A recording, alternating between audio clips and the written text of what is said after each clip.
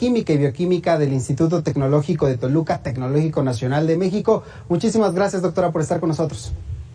Muchas gracias a ustedes, buenas noches. Escuchábamos parte del panorama que se vive no solamente en la Ciudad de México, también en Sonora, en Sinaloa.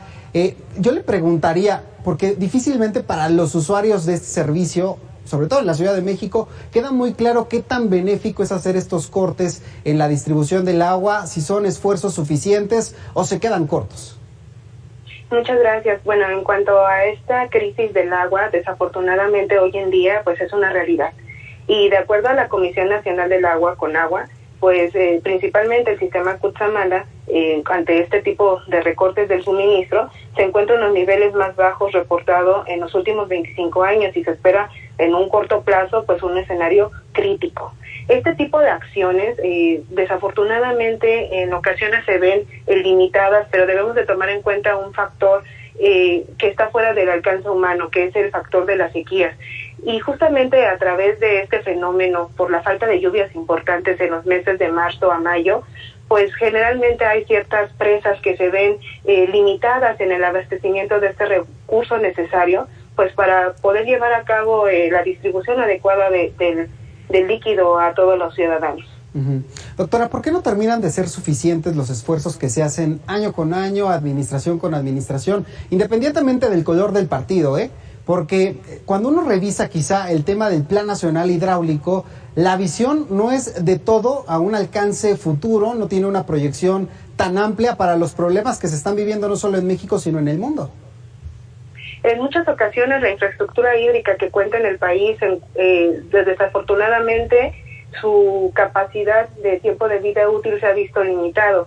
Pero no perdamos de vista que a través de las políticas públicas y en efecto, con respecto al establecimiento del derecho humano al agua, enfocado desde 2010 a través de la Organización de las Naciones Unidas, pues exhorta de manera internacional a todos los gobiernos para hacer todo lo posible y lo necesario en dotar a la población de un agua que sea suficiente, físicamente accesible, económicamente asequible. Y por supuesto que en nuestro país se da cumplimiento al reconocimiento de este derecho humano e incluso lo encontramos asentado en el artículo número 4. Entonces realmente también las gestiones del gobierno que hoy en día en sus posibilidades están dando cumplimiento a este derecho humano, pues garantiza la disponibilidad de este recurso hídrico. En la ley está, básicamente, pero en este país y en muchos otros seguramente a veces la ley es letra muerta. Aunque esté en la Constitución, que es un derecho humano, como que el enfoque está más en que es un bien público y en algunos casos también hasta hay privatización cuando ni siquiera se está garantizando el derecho humano.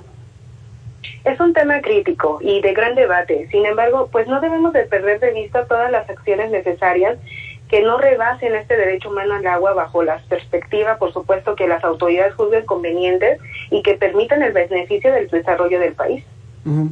Nosotros como ciudadanos, doctora, ¿cuál es el papel que tendríamos que tomar a la hora de enfrentarnos a esta crisis del agua? Hay quienes hablan de poner nuevas formas, nuevas alternativas en nuestros hogares, ¿no? Los hay desde quienes montan estos sistemas para captar agua de lluvia o en otros casos reducir las actividades que tenemos con el agua potable y mejor pues dispersarlas quizá con el agua que sale a la hora de que te bañas o de los trastes, en fin, tratar de armonizar en la casa una serie de actividades para tener el agua garantizada, pero ¿de qué otra manera como ciudadanos podemos contribuir a hacer mucho menor los efectos de esta crisis?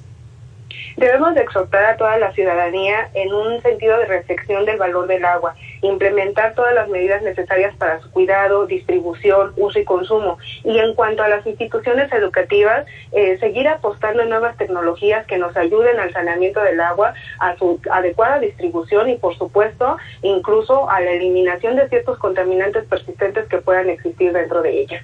Finalmente le preguntaría, ¿se han movido estas temporadas con el análisis que usted tiene respecto a los cortes en el sistema Cutzamala? ¿Se han incrementado a lo largo del año? Es decir, en función de cómo han aumentado las sequías y estos efectos del cambio climático. Pues realmente hemos tenido diferentes reportes. Por ejemplo, el 12 de marzo, algunas de las presas más importantes que abastecen, por ejemplo, el sistema Cutzamala, que es uno de los principales obras hidráulicas en cuanto al abastecimiento de este tipo de recursos, que las presas, por ejemplo, El Bosque y Villa Victoria, se encuentran aproximadamente al 45.4% y al 39.1% de su capacidad respectivamente. Entonces, esta limitación va prever que quizás para finales del mes de mayo existan algunos recortes totales del servicio para un saneamiento mucho más puntual de este tipo de sistemas de distribución.